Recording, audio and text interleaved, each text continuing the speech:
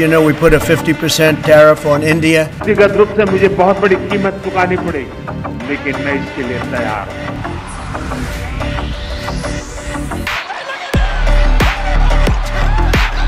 সুপ্রিয় দর্শক, খবর সংযোগের আন্তর্জাতিক অঙ্গনের স্পেশাল নিউজে আপনাদের স্বাগতম। একসময় ডোনাল্ড ট্রাম্প ছিলেন ভারতের সবচেয়ে ঘনিষ্ঠ বন্ধুদের একজন, কিন্তু হঠাৎই সব বদলে গেল। তাসের ঘরের মতো সম্পর্কটাও একেবারে ভেঙে গেল। এখন তাদের সম্পর্ক ইতিহাসে সবচেয়ে নাজুক অবস্থায় রয়েছে। আমরা একটু বন্ধুত্বের প্রথম দিকের গল্পগুলো শুনে আছি দর্শক। আপনাদের দর্শক নিশ্চয়ই মনে আছে 2024 সালে ট্রাম্প দ্বিতীয়বার নির্বাচিত হলে মার্কিন যুক্তরাষ্ট্রে শুধু নয়, নয়াদিল্লিও উচ্ছ্বাসে ভেসে যায়। মোদি সামাজিক যোগাযোগ মাধ্যমে ট্রাম্পকে বন্ধু বলে শুভেচ্ছা জানানোর ছবি ছড়িয়ে পড়ে পুরো সোশ্যাল মিডিয়ায়। কিন্তু প্রথম সাক্ষাৎ থেকেই কূটনৈতিক উত্তেজনার ইঙ্গিত কিছুটা পাওয়া যায়। এই বন্ধুত্বের ভাঙনের শুরুটা একটু দেখে আসি।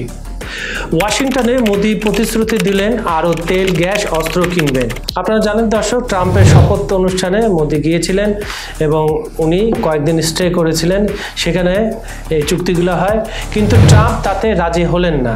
কোনগুলোতে রাজি হলেন? যেটা চুক্তিগুলো করতে যাচ্ছেন। বড় ভারতকে দিলেন 27% শুল্কের ধাক্কা, চীনের থেকেও বেশি। এরপরে কাশ্মীর ও যুদ্ধের যে আগুনটা ছড়িয়ে পড়লো, সেটাতে দেখি এই দুই দেশের সম্পর্কটা কোন পর্যায়ে যায়। এবছরের এপ্রিলে কাশ্মীরের পেহেলগাম হামলায় 26 জন পর্যটন নিহত হয়। ভারত পাকিস্তান সীমান্তে শুরু হয় সংঘর্ষ, কিন্তু যুদ্ধবিরতির কৃতিত্ব নিজের কাঁধে তুলে নেন ট্রাম্প। তিনি ঘোষণা দেন কাশ্মীর সমস্যার সমাধান হবে তার মধ্যস্থতায়। ভারতের কাছে এটা ছিল একেবারেই অগ্রহণযোগ্য এবং বারবার এই যুদ্ধটা যে ট্রাম্প থামিয়েছেন সেটা ক্রেডিট নিতে থাকলেও ভারত কিন্তু চুপচাপ থাকে। আর ভারতের চুপচাপ দেখে ট্রাম্প ক্ষেপে গিয়ে তার সোশ্যাল মিডিয়া যেটা আছে এক্স, এখানে টুইট করেন যে ভারতের অন্তত একটি থ্যাঙ্কস দেওয়া উচিত ছিল। এবারে দেখি দুই দেশের মধ্যে মার্কিন যুক্তরাষ্ট্র শেষ ধাক্কাটা কিভাবে দিল। প্রস্তাব দিলেন ওয়াশিংটনে পাকিস্তানের সেনাপ্রধানের সঙ্গে বসার, কিন্তু মোদি স্পষ্ট জানিয়ে দিলেন না। এরপরে ভেঙে যায় দুই নেতার যোগাযোগ। এই ঘটনার পর ট্রাম্প কিভাবে মোদির উপর প্রতিশোধ নেবেন সেটারই বুদ্ধি আটতে থাকেন।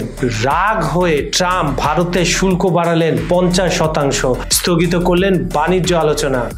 ভারতের বিরোধীরা তখন মোদিকে ব্যঙ্গ করে ডাকছিল নারেন্ডার সারেন্ডার, কিন্তু মোদিও বিকল্প ছিল না। যুক্তরাষ্ট্র ছাড়া ভারতের সামনে শক্ত কোনো হাতলও ছিল না। শুরু হলো মোদির নতুন বন্ধুর খোঁজ, আর সেটা সাপে বর হয়ে আসলো এশীয় সম্মেলনে। চাপে পড়ে নয়াদিল্লি এগুলো চীনের দিকে। 7 বছর পর মোদি আর শি জিনপিং হাত মেলালেন বন্ধুত্বে।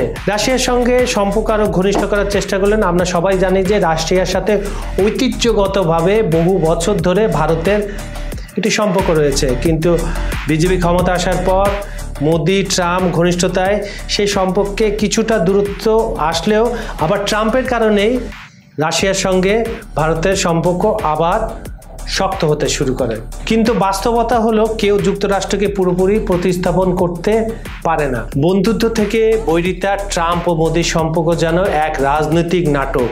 প্রশ্ন একটাই, ট্রাম্পের মন জয় না করলে ভারতের আগামী বছরগুলো কেমন হবে? সুপ্রিয় দর্শক, আন্তর্জাতিক অঙ্গনের স্পেশাল নিউজ এখানে শেষ করছি। আপনারা যদি আন্তর্জাতিক অঙ্গনের কোনো বিশেষ দেশ বা বিষয় নিয়ে জানতে চান, আমরা ডিটেলস সেটা বলার জন্য প্রস্তুত রয়েছি। আপনারা শুধু আমাদের কমেন্টে জানাবেন। আপনাদের কমেন্টের অপেক্ষায় রইলাম। আর আমাদের এই ভিডিওটি যদি আপনাদের পছন্দ হয় তাহলে লাইক, কমেন্ট ও শেয়ার করবেন। অন্যান্য ভিডিওগুলোর মতো আমাদের চ্যানেলটি সাবস্ক্রাইব করে রাখুন। আজ এখানেই বিদায় নিচ্ছি, আবার দেখা হবে। ভালো থাকবেন, সুস্থ থাকবেন। ধন্যবাদ সবাইকে।